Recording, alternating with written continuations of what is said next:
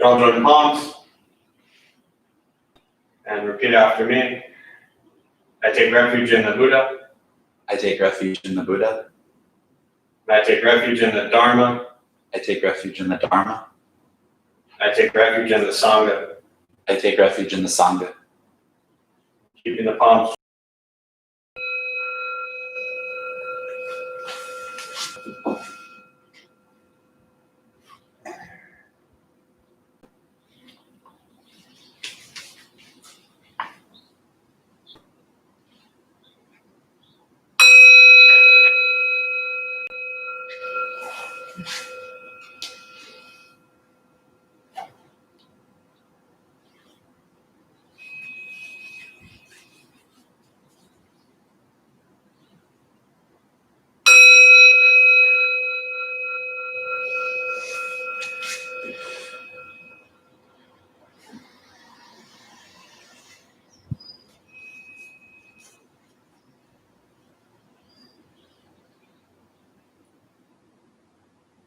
Put the palms down.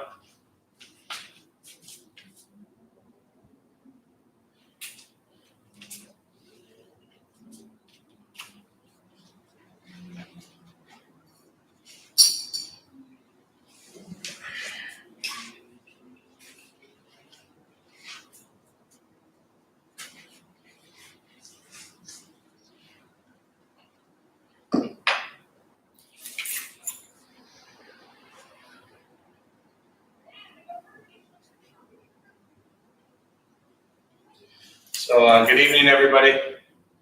Welcome to Intro to Buddhism and Meditation from the Dharma Bum Temple.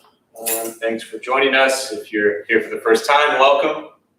I usually like to take a few minutes at the beginning and just kind of throw a question out there. For those who maybe are new to joining us, YouTube has a little box there.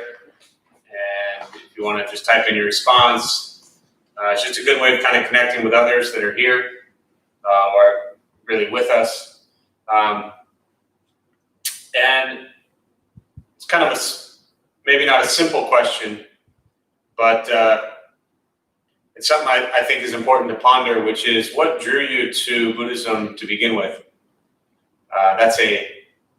Like I said, we'd probably spend an hour with people typing their stories on that, but try to sum it up in 10 words or less. Otherwise, we'd be here all night. But what drew you to Buddhism? And if you're here for the first time, or maybe this is the first time checking it out, what drew you to be here tonight? It's a question I think is important.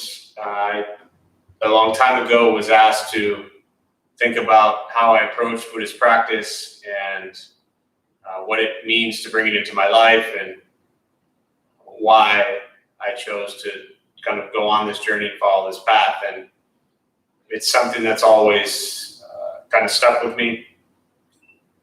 And for me as a practitioner, every time any sort of formal, like I'm doing now, if I make an offering or if I'm at a shrine or doing anything like that, I'm always just reminded of why I started on this path to begin with. And I think it's important that as you go through, and as I'm talking, feel free to type in your thoughts on why you started. But I think it's important to always just check in with yourself as to what your original intention was. And when we go through times like we're in right now, where things are more difficult maybe than others, it's good to come back to what drew you to this practice. So you really stay motivated, because if you're constantly down and you're dealing with maybe additional stresses and pressures that you didn't have before, loss of friends, loss of family members, loss of animals, loss of jobs, really a lot of loss going on right now in the world. And these are times that we look to the Buddhist teachings on impermanence and see what that means in our lives. Like I said earlier, I think it's important to kind of draw back on what's your motivation to begin this practice. So we'll take a few moments before we do meditation. See if anybody has shared, and Travis will read it here. Any brave takers who added why they started? Lizzie shared, learning a new approach to living with struggles that I encountered that is healthier than how I used to respond in the past. Way more than 10 words, but we will accept that. That's perfect. Thank you, Lizzie. What else? I'm just teasing on the 10 words, by the way. Marisa wrote, it's honesty and truth. Yeah. Carolyn shared, peace in the present moment, everything as it should be in this moment. Yep. Jeremy was in search of a more peaceful and simple way of living. Roberto was drawn to the answers to suffering that I'm allowed to question and adopt freely. Yeah, that's great. Questions like this, obviously there's no right or wrong answer. There's no, judgments or critiques. It's just important for you to always check in with yourself, I think. What Marisa said, honesty and truth, I think that kind of really sums it up, and it boils down to those two things, or really that one thing of what is ultimate truth, and being honest with yourself first and foremost on the way you live your life and the way you approach things. To me, the beautiful thing about ultimate truth, not that I perceive it, but knowing that what I have is not ultimate truth, to me, the beauty of ultimate truth is that it doesn't lie. And I don't mean lie like lay down, but ultimate truth is just things as they are. And someone else said this also. It's just how things are. And that doesn't mean how things are always good or beautiful or pleasant or fun. But the way things are is exactly what, as a practitioner, we learn to embrace. So ultimate truth can sometimes be a kind of a big wake-up call. It's just a kind of a big smack in the face in a way of just waking you up. And it's not always easy to wake up to that. I don't like that metaphor. How about a big splash of water in your face? So it's like you're just kind of sitting there watching TV and somebody comes up and dumps a bunch of water in your face, and it definitely startles you back to right now. What are things in this moment? So that is ultimate truth. So with that, we'll start with a meditation practice. Just to clarify, the reason when I said it's like a smack in the face, and I used to use metaphors like that a lot.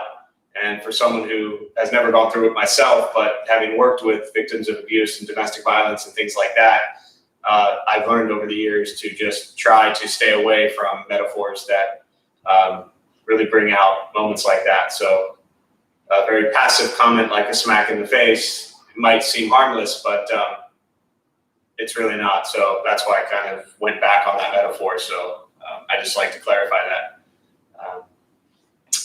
All right, meditation practice. A couple things to tell you before we begin. Nothing's going to happen to you. You won't float away.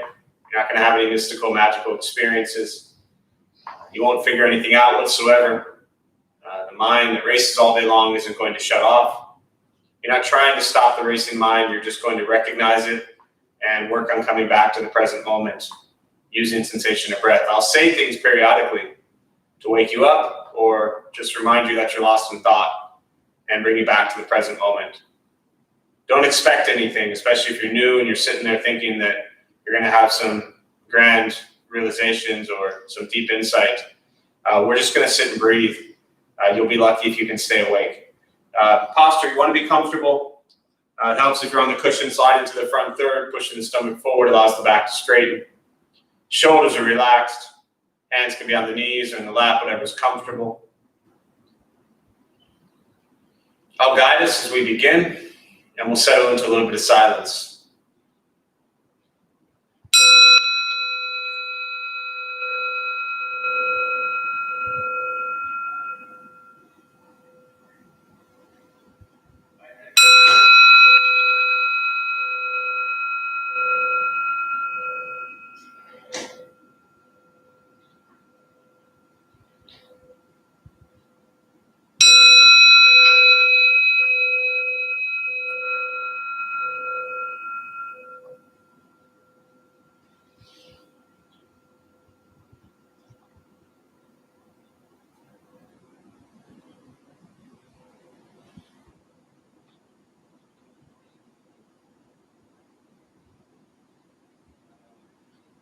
And starting with the eyes closed if comfortable, or slightly open. Mouth open or closed. Start with taking 3 deep breaths, slowly.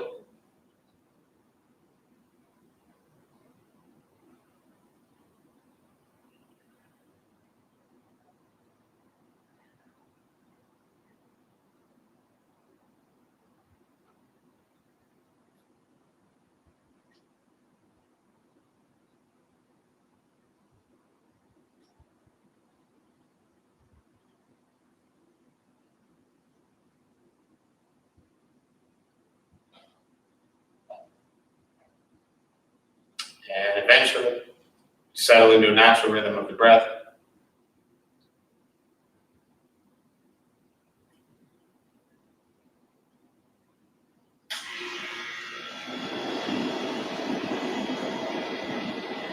Noticing the mind as it wanders, jumping from thought to thought.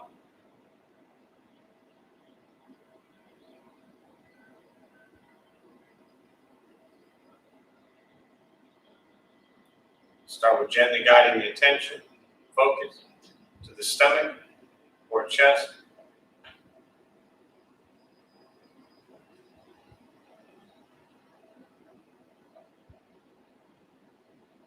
Breathing in, feel them rise. Breathing out, they fall.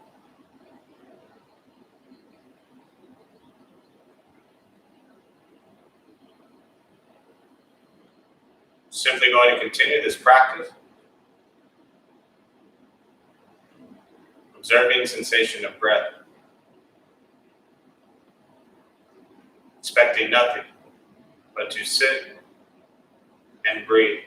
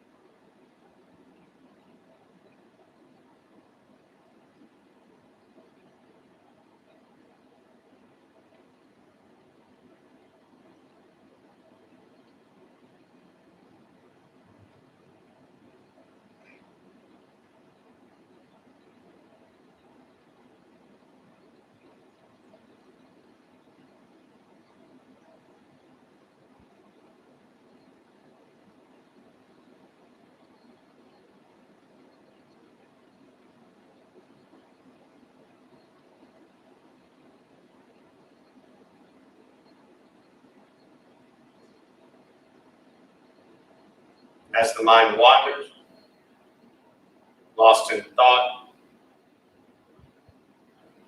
recognize it.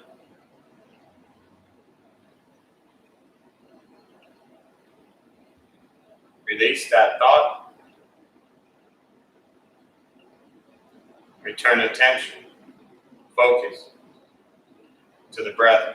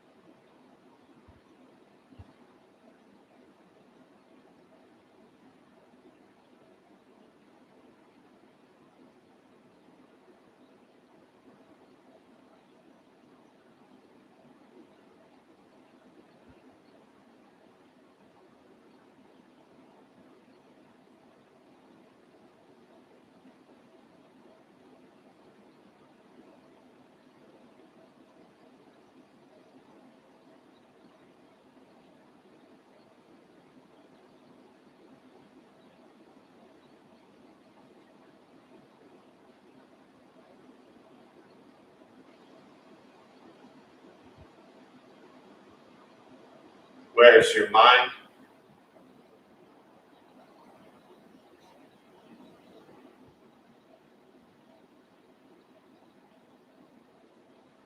Return to breath.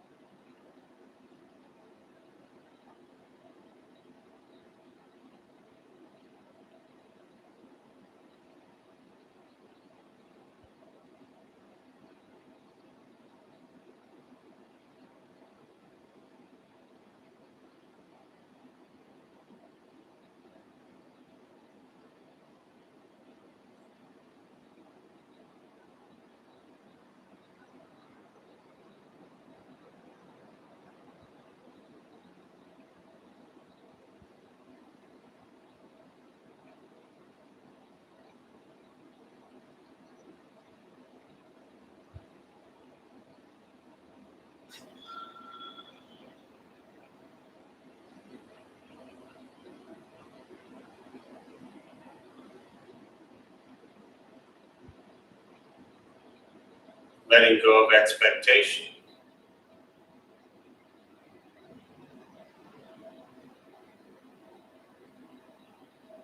Letting go of judgment.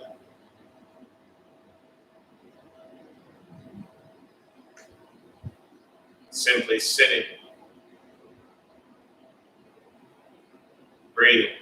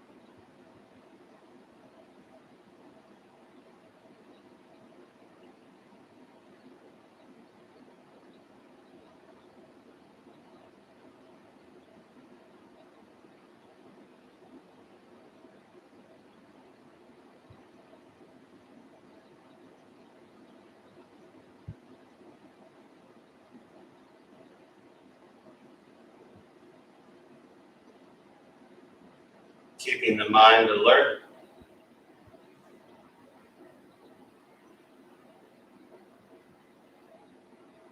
Aware of each sound.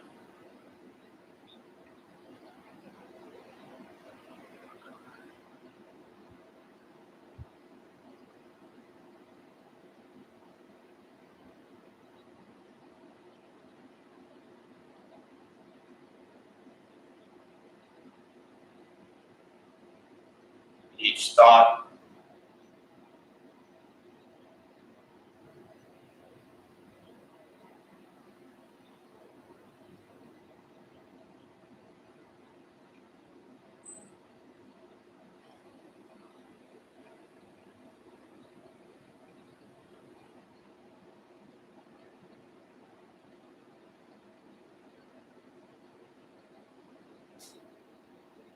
Each physical sensation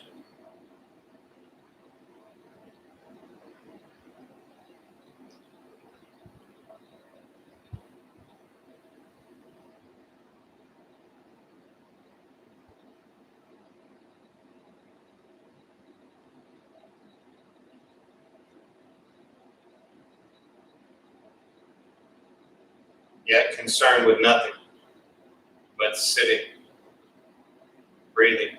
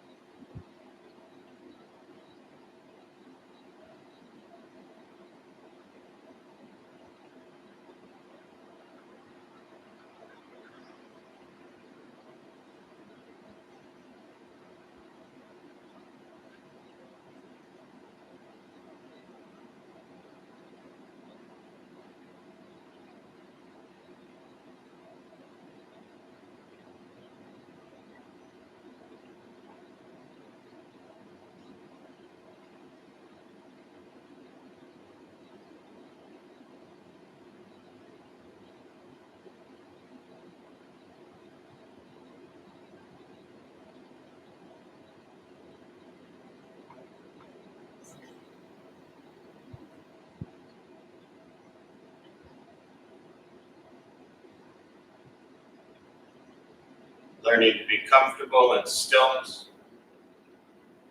quiet, wanting nothing but to sit and breathe.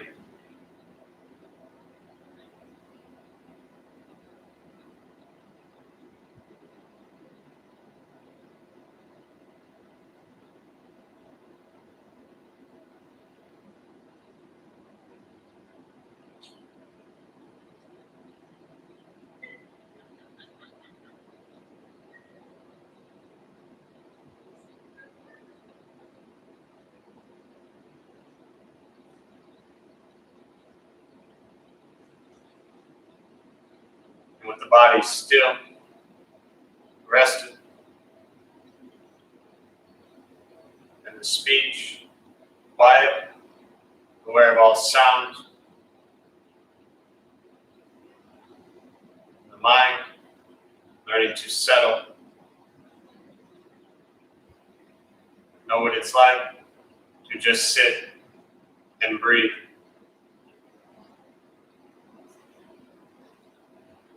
Knowing with each breath, there's nothing else to do.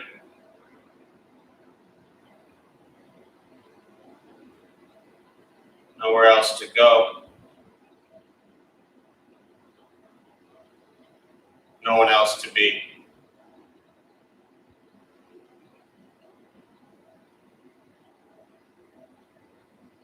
Everything beautiful, exactly as it is. Sitting, breathing.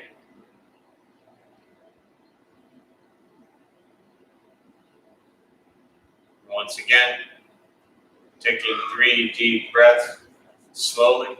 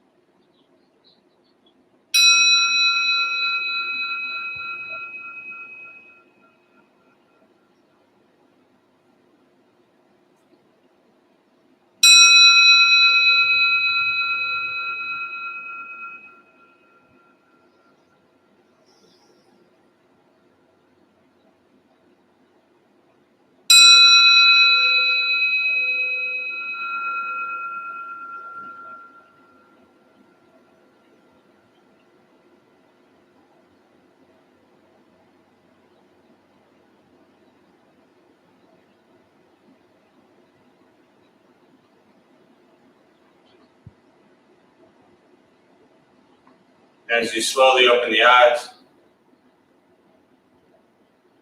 slowly begin to move. And most important, with the practice of meditation, is to recognize how you feel now, immediately after. Compare this to how you typically feel throughout your day. Recognize the difference, if there is one. Ask yourselves how you prefer to feel every day for the rest of your life.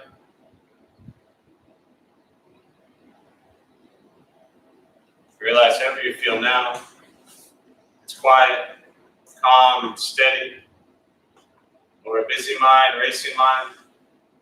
Whatever you're sitting with at this moment has nothing to do with anything I said.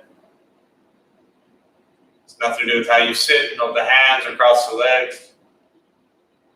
It's nothing to do with the sounds around us or anything else for that matter.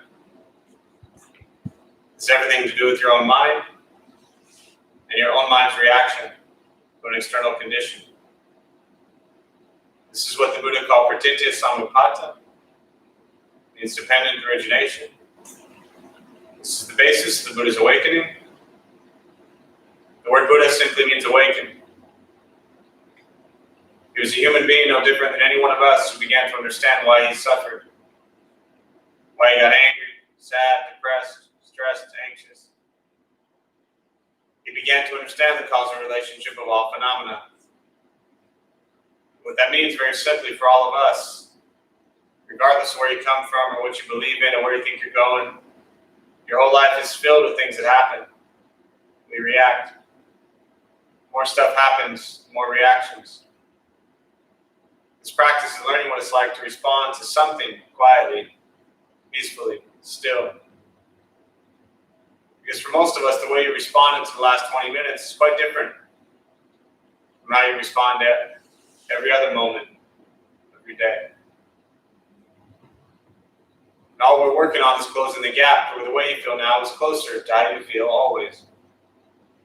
Just as driven, motivated, productive, successful, whatever that means to you in your respective lives. But with a mind that's steady, clear, focused, distracted by nothing, disturbed by no one. It's not an easy practice, it's not fun, but it's free. Meditation is free, Buddhist practice is free. It's sitting, breathing, becoming aware of what you think, what you say, and what you do in every moment. Learning to be kind to yourself and everybody else. Once we stop trying to change, fix, control, manipulate everything around us, and we work on changing our mind and our reaction to the world around us, life gets simpler. But it's a practice. It's one that requires a lot of patience, a lot of diligence.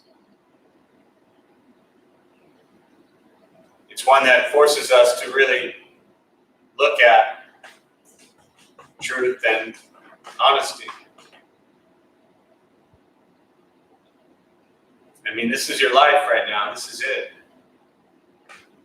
Right now.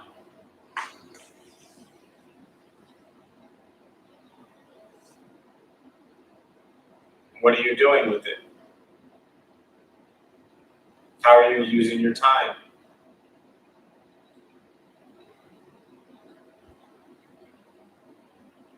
These are things that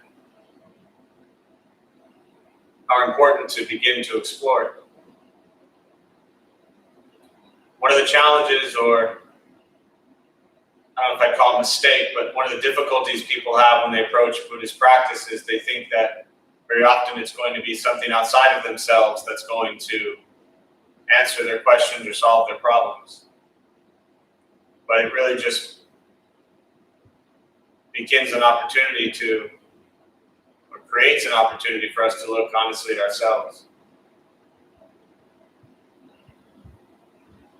Where we put our time and energy, how we use our words, how we move through our day.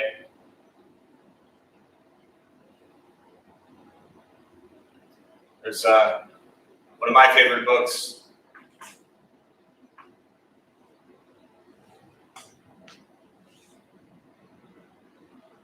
Zen Mind, Beginner Mind.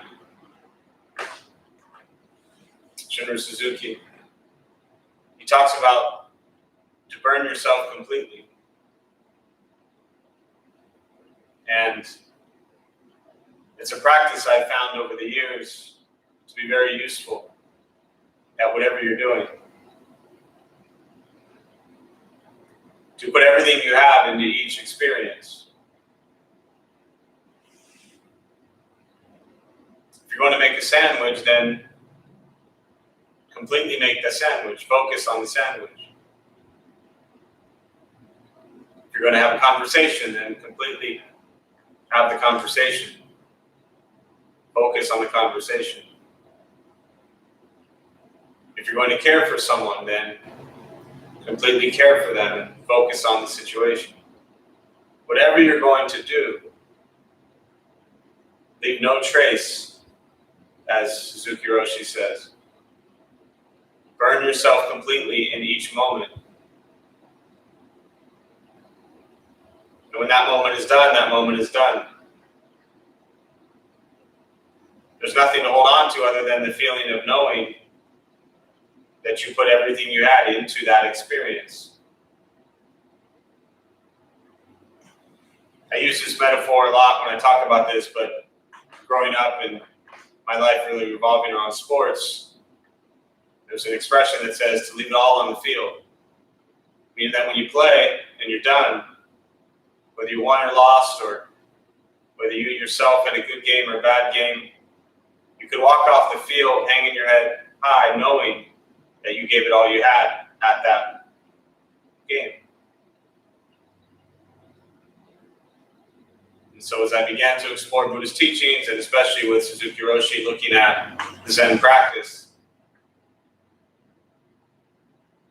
the very similar feelings of just putting everything you have into an experience and not attaching to the outcome, not tied up in whether you won or lost, or what you get out of it or don't get out of it, or what people's views or responses or judgments are. All you control is what did you give to that moment. So ponder that a bit, think about that, see what it does for you. So I'd like to just stop there and open up to questions, meditation, Buddhist practice, anything you're sitting with. Again, you can type a question under the YouTube there, into the box. Travis will read it, and I'll respond.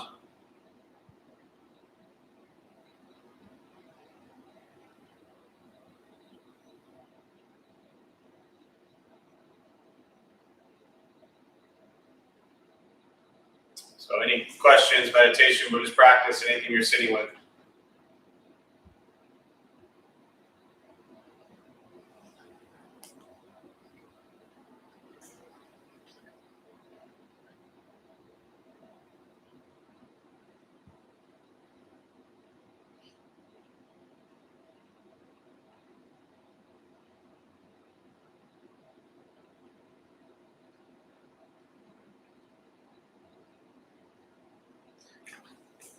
Chaz asked if you could please explain the concept of non-self.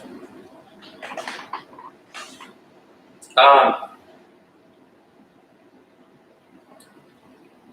think so.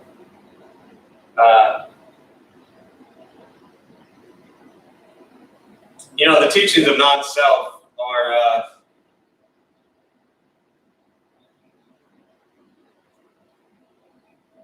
they're really important.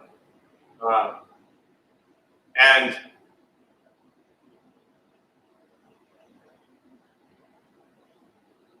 I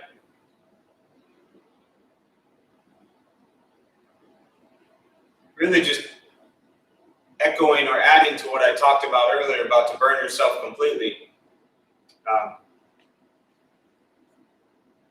That to me is very similar to non-self, but the interesting thing about non-self and the expression to burn yourself completely is there is yourself that you are burning.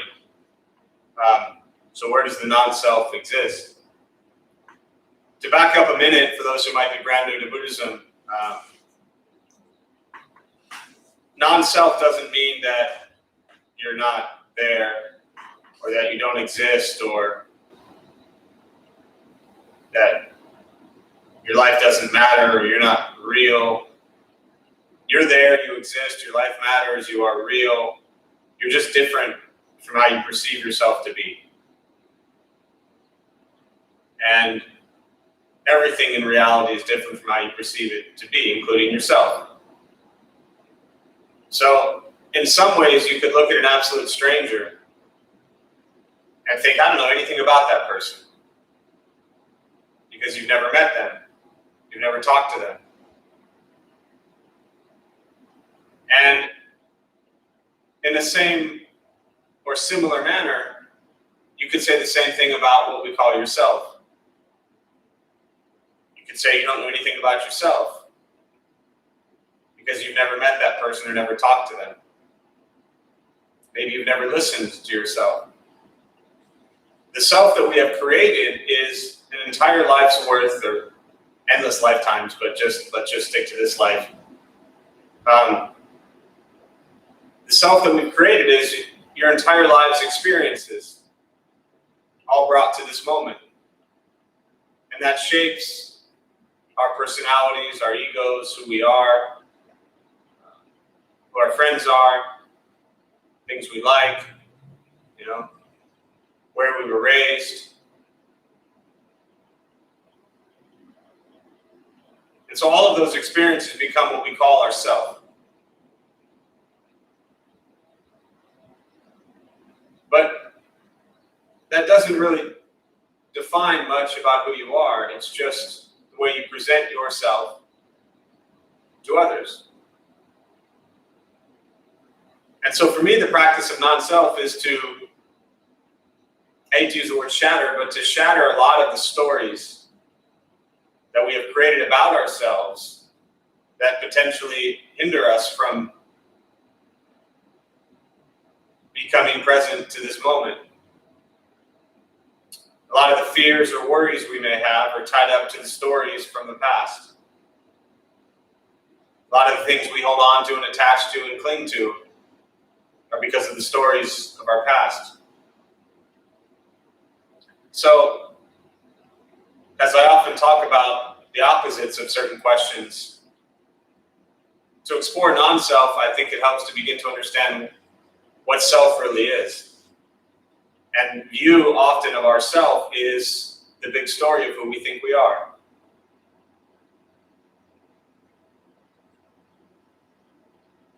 Maybe you're Chaz, maybe you're from Tahoe, maybe you're like the Raiders. I don't know why we would do that to begin with, but maybe that's the case. So is that who you really are? Or are those just experiences that have occurred? I remember years ago, and Mark, who's been in the community a long time, Christy, they're both in the medical profession. And he said that they often talk about, if they're not that role anymore, then who are they really?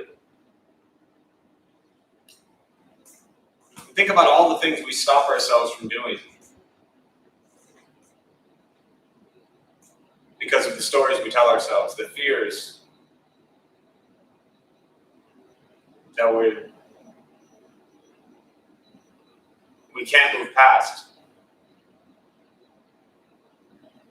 To me, non-self is to burn yourself completely in each moment. Because if each moment is brand new and you've never been there before, there's nothing to be afraid of. There's no story that you're bringing into it. There's just that present time awareness and that experience. It's not about me anymore. It's about what is this moment? What shows up in this moment?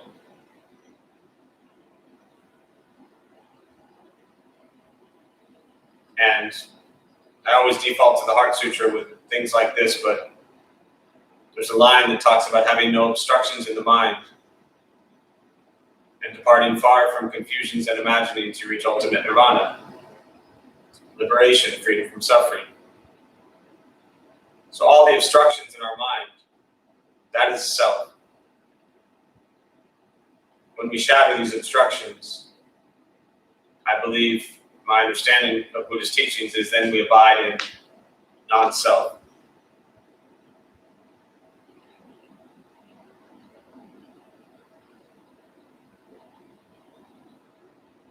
There's all these kind of, none of them are really good, but like jokes in Buddhism or kind of little phrases or expressions. And one of them is, if there is no self, then who is the self that's trying to attain non-self? So it's kind of a short way to say everything I just said before that, but yeah, hopefully that's helpful.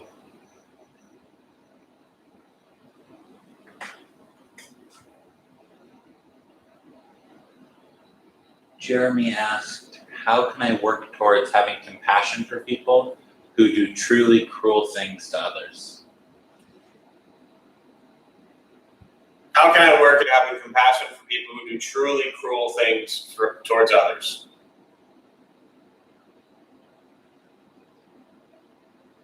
Well, Jeremy, I have done endless cruel things to others. Please don't be shocked by that. A lot. I spent so many years of my life doing cruel things to others. I mean, I was nice to people too along the way. But I've done a lot of cruel things and hurt a lot of people. Caused lots of pain, destruction, people's lives, physical things. Yet, somehow, after all of that, for me as a practitioner, I can sit here and have endless compassion for myself. Because I was filled with ignorance, lacked wisdom, and spent my days filled with greed, anger, and as I mentioned, ignorance, which are the three poisons in Buddhism. It's the second noble truth, the cause of suffering. Greed, anger, ignorance. So, to me, the first question always is when we want to point fingers at others, and I'm not saying that I know that there are people doing disgusting things to others. What was his words? I forgot his words again. Cruel? You say Cruel. Truly cruel. Truly cruel. I think, and to me, it's just so real that before I even begin to cultivate what would be perceived as any anger or hatred towards somebody else, I have to go inside and say, am I angry and do I hate myself for the truly cruel things that I've done to others? No. I'm not happy I did them. I don't feel good about them. But I can't hate myself for them. So I ask you to spend some time contemplating how many truly cruel things you have done to others. And not putting them on a scale. Not justifying them or weighing them and saying, well, I've done this, but they're doing this. Let's not weigh the depth of a truly cruel thing. You get my point. Spend some time contemplating the truly cruel things you have done to others. And have you been able to have compassion towards yourself, forgiveness towards yourself for those things that you've done? Because if you can't, then you will never, well, that's not fair for me to say. If you can't have compassion or anger or forgiveness for yourself, then you're going to have a really hard time, I think, having compassion and forgiveness towards others who do truly cruel things. My actions came out of ignorance, as do others' actions that harm. So, start with yourself, my friend. See how you get, or where you get, or how you do, you get it. So, other questions? Carlos asked if you could talk about the Buddhist concept of rising and falling. What book did you read? What book did you read that wrote something about rising and falling? Or give me the author. And it's a very serious question. I say that because, the Buddha taught 2,500 years ago. And they were written down about 50 years after he died, roughly, give or take, and turned into what they call sutras, which is a thread of the Buddhist teachings. And for the last 2,500 years, the teachings have gone from country to country to country, person to person to person. Everything was memorized and then written down. Right? Started in India, went south, Thailand, Laos, Vietnam, Cambodia, went north 500 years later to China, Japan, Korea, then into Tibet. 1,000 years after the Buddha died, and then, 100, 200 years ago, 100 years ago, makes its way west in the US, Canada, Europe. That's a long time for a lot of body of teachings to make its way around the world. So very often when someone asks a question of rising and falling, and I say this, I know I'm rambling a bit, but I think it's important to understand that maybe you pulled that from a specific sutra, but very often people reference things that they read from a certain author or, certain author who wrote a book. And the context of what they're talking about is important. So I don't know about rising and falling without hearing what you have to say about it, but I still wanted to ramble on everything else and give you time to type. Nothing? Yeah, nothing. Rising and falling. Rise, fall. It happens. That's it. The Buddha didn't have to say anything about that. Things rise, things fall. The ocean, this, your emotions, rising and falling, you know? Without further context, that's all I got.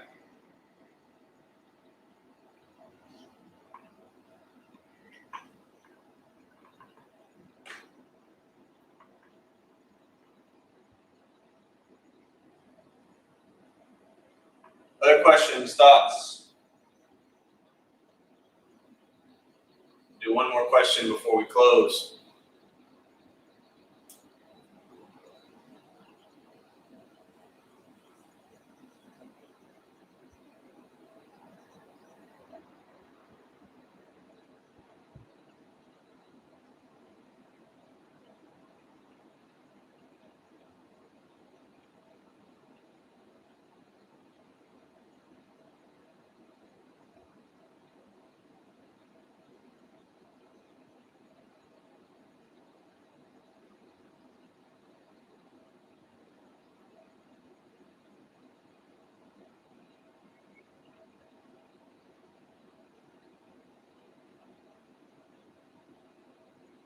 I have one question.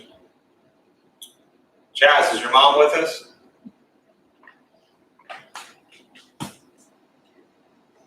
I don't think it's that Chaz. Oh, different Chaz? Oh, man.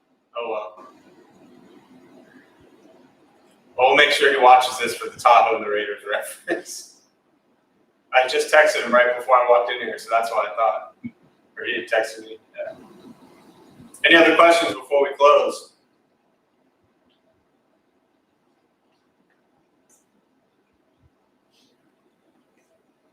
All right, so we'll join palms.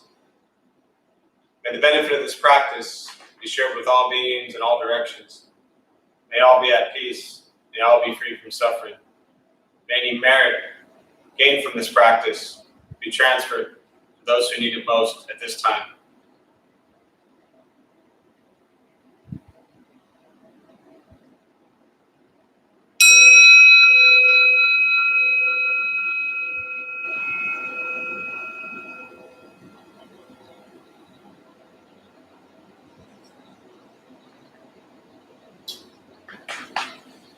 So a couple quick announcements before you head off.